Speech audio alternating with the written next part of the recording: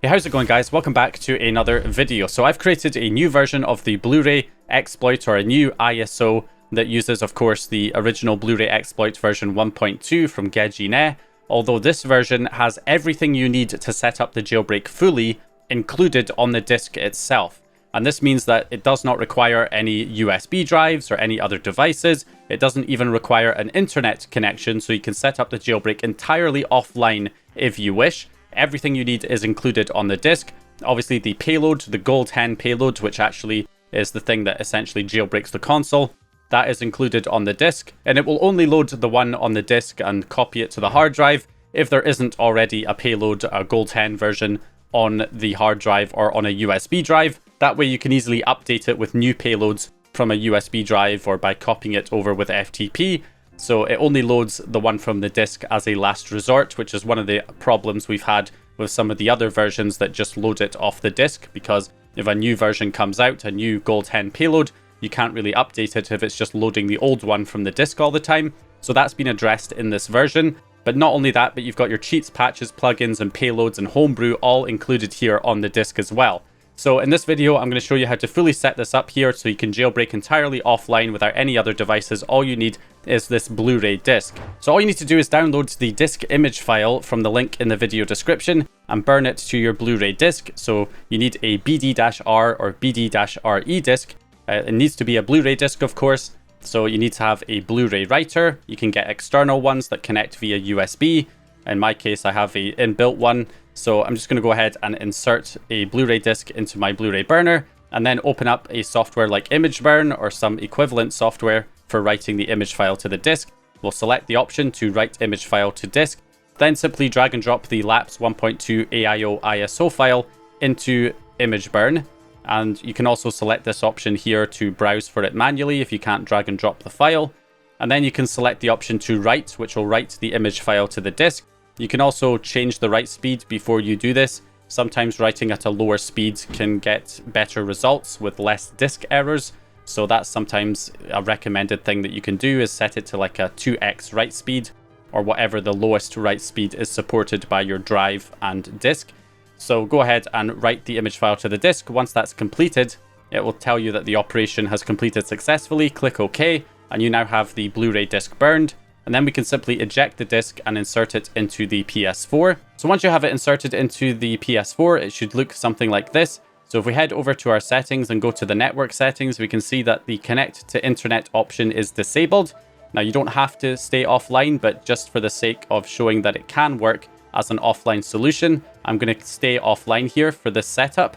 So I'm not connecting to the internet here. I still recommend going to System and Automatic Downloads and making sure you uncheck the boxes here so that you don't have system software update files selected, just in case there's any, system updates on a game disk, for instance, that try to get installed when you launch it. It might be worth just disabling those even if you're offline. And then also in your system information, this jailbreak only works up to firmware 12.02. So as long as your system software version is anything from 09.00 to 12.02, any firmware in between, you're fine to set up the jailbreak here. But if you're higher than 12.02, this jailbreak is patched, so you will not be able to use this. Now, there is one issue about this being a completely offline solution. It's technically not completely offline if you've never loaded a Blu-ray disc on your PS4 in the past on that console, because if you're loading a Blu-ray disc for the first time ever, it does require an internet connection to enable Blu-ray playback. Unfortunately, if you do get this message, you will need to connect to the internet just temporarily so that you can enable that feature, so that when you load the Blu-ray disc, it will allow it to load and you can say yes to enable the Blu-ray Live feature, BD Live. Just say yes to enable that if you're running the disc for the first time, and then you can immediately disconnect from the internet again once you've done that. Hopefully, if you've loaded a Blu-ray disc on your PS4 in the past, then you can stay offline and it should load just fine. Also, if you have HDCP disabled, it will not allow you to launch the Blu-ray disc, so that option needs to be enabled in your system settings in order to get the Blu-ray disc to launch. So anyway, with that all said and done here, we should be all good to go. So I can go ahead and run the Blu-ray disc. And I do not have a USB drive or anything inserted. I don't have, the payload already on the hard drive or anything. So we're basically dealing with a stock system here with no jailbreak previously set up. So what happens is the disk runs and we get our notification, version 1.2. The AIO patch gets completed, which fixes the black screen and save data corruption. And then it finds the payload on the disk and it then copies it to the data folder so that the next time we launch it, it will just run from the data folder on the hard drive instead of the one on the disk. And there we go, we get GoldHEN loaded, which is our jailbreak. Now, obviously, this will not work first time necessarily. So when you first load this, it might say the jailbreak failed and you need to reboot, in which case you just restart the PS4 and try again. No big deal, just keep doing that until it eventually works. So we now have GoldHEN running completely off the disk without any USB drive or anything else required there.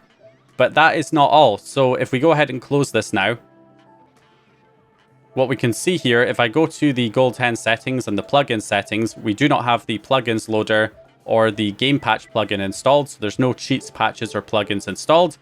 But we can install everything we need here from the disk, because if I go to the GoldHEN settings and then the debug settings package installer, you'll see that a bunch of Homebrew applications show up, a bunch of package files, and these are all stored on the disk itself. So we can just select install all, and we can get all of our main Homebrew applications installed.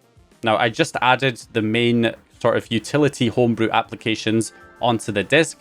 Obviously, there's lots of other Homebrew applications for customization and various other features, but these are sort of the main Homebrew applications that give you additional functionality with the console. The ones that I would definitely recommend having. So they're all available here on the disk. It will take a little bit longer to install them from the disk because obviously the read speed is slower than reading it off a USB drive or off the hard drive. So it will take a little bit longer to install these, but they are pretty small Homebrew applications, so it should only take a few seconds to install each one. And that will get all of your main Homebrew applications installed off the disk. So again, no need for an internet connection to install these, or for another device like a USB drive. So there we go, just like that, we now have all of these Homebrew applications. We've got the Homebrew Store, PS4 Explorer version 2, Items Flow, we've got the PS4 Cheats Manager, Payload Guest, and the Apollo Save Tool for managing your save files. We'll just hit the Options button and add these to a folder. And I will go ahead and call this folder Homebrew. So Homebrew, and then we'll select all of our Homebrew applications that we just installed, and we'll click OK. And the great thing is we can always reinstall these. So if they ever get removed or deleted, we can just insert this disk again and go back to the package installer and reinstall them again from the disk whenever we want to, which is pretty great. So all of those are now installed. Now, another thing we can do is also install the payloads for Payload Guest, because if you're offline, then getting access to the payloads with this jailbreak is quite tricky, because normally we load the payloads from like a web-based exploit. So we need to use Payload Guest, so we could install those so that we can run the payloads offline. And then also the cheats, patches, and plugins for GoldHEN, we also want to install those as well. So what we can do is simply head over to PS4 Explorer, and this will allow us to install everything else that we need. So we'll select the root access option, and then simply select the MNT folder, and then the disk folder, and then we have an extras folder if we select that option with X. And then we've got two folders here, Cheats Manager and Payloads. We can press R1 to select both of these folders, so they're both highlighted, and then press triangle and select the option to copy both of them. Then we simply press circle 3 times to get back to the root directory, and then go up to the data folder here on the hard drive and simply press the triangle button and paste them in here. And then just let that copy. Again, it may take a little while because it has to copy them off the disk with the lower read speeds. But as you can see, we now have the Cheats Manager folder and the Payloads folder now installed.